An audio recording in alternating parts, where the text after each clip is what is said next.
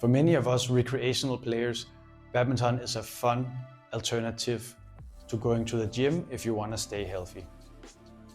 During the lockdown, my girlfriend and I went out and bought, those 2-for-1 badminton racket sets where you get a couple of rackets, there's some free shuttles, just if you want to get some fresh air in the garden. And it was a great start back into the game because I used to play as a kid, but then I didn't play for like 15 years. In the years after the lockdown, I've now been playing in a club a couple of times every week since then. I've had a bunch of injuries like ankle rolls, shoulder injury, and elbow injury. And I've been wasting a bunch of money on buying the wrong gear. And so this is my guide for those of you that are in the late 20s, maybe early 30s or older adult players who want to get back into the game or start if you have never played before. And I'll walk you through the best gear to get if you want to basically play more, have more fun, and avoid injuries rather than fighting to become the next Olympic champion, even if you want to improve your skills. I'm Aske from Beast Badminton, and let's look at the gear. When I was ready to upgrade my badminton gear from the garden rackets to something more meaningful, I went to the store and just bought the most expensive racket I could find. I had no clue about what kind of rackets were good, what kind of shoes were good. I just thought, like with any other products, the higher the price, the better the product. As it turns out, that is not the case with badminton rackets, since there's also a skill level component to make things even more confusing. But before we get into the rackets, let's start with the shoes. Because if you have a limited budget, you tend to be better off spending more of that on shoes rather than on the racket, especially if you're new to the sport or coming back after a long break. I suggest starting with a budget indoor sports shoe. It could be a badminton specific shoe if those are available where you live and your budget allows. But I find that it's better to start cheaper to make sure that you're really interested in sticking with the sport and then upgrading in 3 to 6 months when you have a better sense of your playing styles and your issues. To give you an example, I've realized the more that I play that my footwork isn't that good, and so I have these heavy landings, which means that I like some extra cushioning in the toe box, which isn't the case for all players. So the simplest way to start is getting some indoor sport shoes, and the main thing here is that they have to be non-marking, which you can usually see on the outsole grip as it'll just say right there in English, non-marking. Of course, badminton specific shoes tend to be better because they have certain things that are badminton specific, because this is a very explosive sport. So often you'll find that the grip is more gluey and more sticky compared to other indoor shoes, which is very useful. There are 3 big players in terms of badminton brands, and then a bunch of smaller and less famous brands. And the 3 big ones are Yonex, Victor, and Li-Ning. And no, Victor doesn't have anything to do with Victor Axelsen. I also thought the same thing before I researched it. The issue with shoes is that these 3 brands tend to carry different sizes. I'm usually a 44 in one brand, a 44.5 in another brand, and a 45 in another brand. Very confusing, I know. And so I find that measuring your foot while wearing a sock from toe to heel tend to be more accurate across brands. So for example, I'm a 28.5 centimeters. And so I can just go to the store and tell them this is my size and I want to look at XYZ brand, for example. After testing a bunch of badminton shoes, I found that if you warm up before you play and stretch a little bit after you play, you don't really have to have any pain and barely any fatigue after playing. Of course, if you're totally new to the sport, that's probably hard to avoid in the beginning. But if you've played a bit and you're used to exercising and you do feel some issues in your legs, maybe your calves or your feet, it could be a clue that you're playing with the wrong shoes.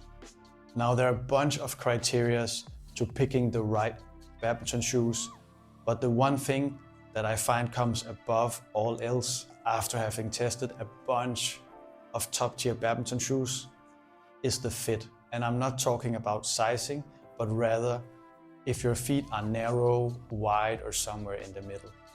It can make a huge difference to whether you feel fatigued or just good after playing. The second criteria is your body size. I consider myself somewhere in the middle in terms of an average European sized player, but I've noticed readers on the blog telling me that those players with a smaller body frame tend to enjoy shoes with less cushioning and lower weight, whereas I might feel fatigued in the same shoes, while someone who's a bigger size player than me might prefer more cushioning in their shoes. There's not a set frame for like how many kilos you weigh and what kind of shoes you should get. It's more a reference point to guide you in the right direction.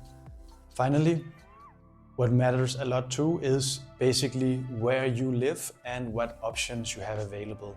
If you live in Asia, you probably have a ton of options available, whereas if you live in the West, basically 85–90% of your options are limited to Yonex choices, and you have a couple of Victor and Li-Ning shoes available for the most part. I haven't tested many budget badminton shoes compared to top tier flagship badminton shoes, but I have a guide on how to pick the right badminton shoe for you. I'll leave a link below. I'll also leave a link to my guide on the best badminton shoes in test. But if you're gonna start with a budget option, I would simply go to a sports store near you or a badminton store if those are available and ask them for something in your size and budget range. Next, let's look at the rackets. When I wanted to upgrade from the garden rackets to a better badminton racket, I went to the store and just bought the most expensive one I could find because I had no clue which rackets were good, what kind of criteria there were, and I just needed a racket. And I ended up with a racket that was far too difficult for me to play with, because in badminton, specifically for rackets, the pricing of the racket and the skill level required to take full advantage of the racket tend to follow the same. So the more expensive it is, the better stroke skills you need in order to take full advantage of it. So when I downgraded to a cheaper one, I actually found myself playing even better. There are tons of rackets out there, and it feels like you need some kind of racket engineering degree to understand all the differences, because they sound so similar when you go to the racket store websites. But there is one criteria that really helps you narrow down everything really quickly, and that's the stiffness of the racket, usually referred to in the shaft. And it goes from flexible to medium flexible to stiff. Of course, there are options within those, but where the stiffness is for people with better skills, the more flexible tend to be for entry-level players and beginners, whereas intermediates might fall somewhere in the middle. If you're super rusty and haven't played for a bunch of years, or you're just new to the sport, I would go for something with a high flex. Usually these come in the price range between $70 to $140, $150 or so for intermediate players. And for beginners, it'll be, say, from $50 to $100 if you're not gonna go for the super ultra budget rackets.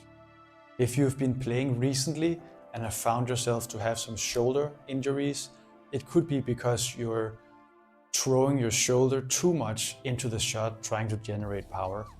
In this particular case, I would go for something with more power. But if that isn't the case for you, I would pick an all-around racket at first, and then in say 3 to 6 months, when you know your game better, you know your preferences, your playing styles, what you want help with, upgrade based on your experience. I'll leave a link to a few different guides, like the best rackets for doubles, the best for beginners, and the best for intermediate players below. So go check those out, as I'll give specific examples of rackets that I have tested and which ones I found better than others. Now, there are two other considerations to your racket that you should think about right away. One is whether you prefer to play singles or doubles, since the weight class of the racket can make things more difficult or easier. As a rule of thumb, there are two main weight classes right now. There's the 3U, the heavier one, which is most used in singles, and the lighter 4U one, which is more used in doubles. And yes, the lower number is the heavier and the higher number is the lighter. Confusing, I know. The second thing is the grip, the handle grip size. So there's usually two options, G5, which is the bigger one, and G6, which is the smaller one. I prefer the G5, the bigger one, but if you're just not sure, you might want to get the G6 first, since you can always wrap some stuff around it to make it bigger, but you can make the bigger one smaller. Now that you have a sense of what to look for rackets, I have two more gear recommendations for you. Let's dive into those next. There are two other items I think you should consider when you're returning to court or starting to play for the first time, and one is your strings on your racket. Many players argue that the string is actually more important than the racket, and it's a whole world in itself.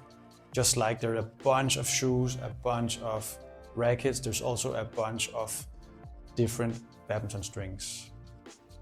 Some rackets come unstrung and some come with factory strings, but usually the factory strings have low tension and are pretty boring.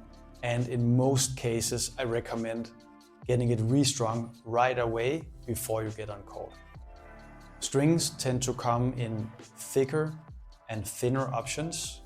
And as a beginner or a very rusty player, I suggest going with a thicker one, since the thinner ones tend to be for those with better skills. A good choice to start with is this Yonex X-Bolt 68 that I have on this racket. It's a power-based string with some benefits in terms of durability, but there's also string tension. The higher tension on your strings, the more power, but the more difficult it is to play with. So be careful not to get it strung too high. I suggest starting somewhere around 10 kilos or 22 to 23 pounds, and then working your way up from there when you feel more comfortable and more experienced playing. The second thing to consider is the handle grip of your racket.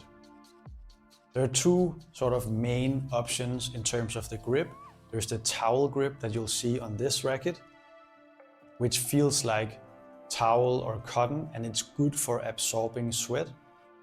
And there is the PU overgrip, which feels more sticky but isn't as good as absorbing sweat.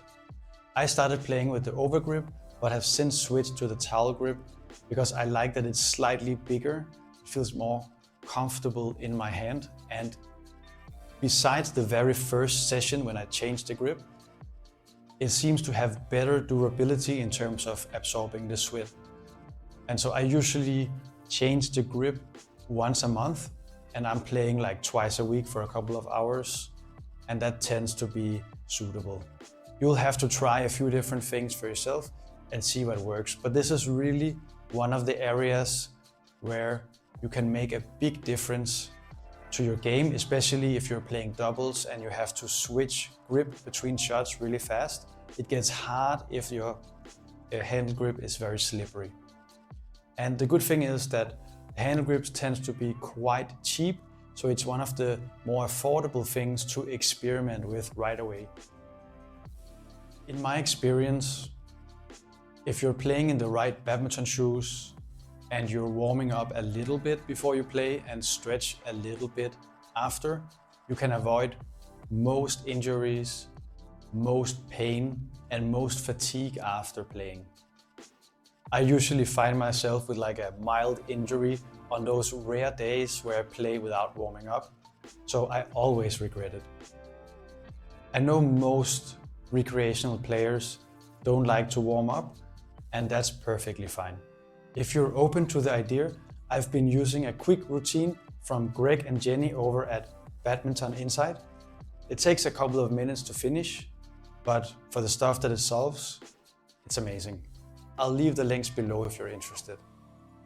I'm Aske from Beast Badminton. Go check out those links in the description, and I'll see you on court.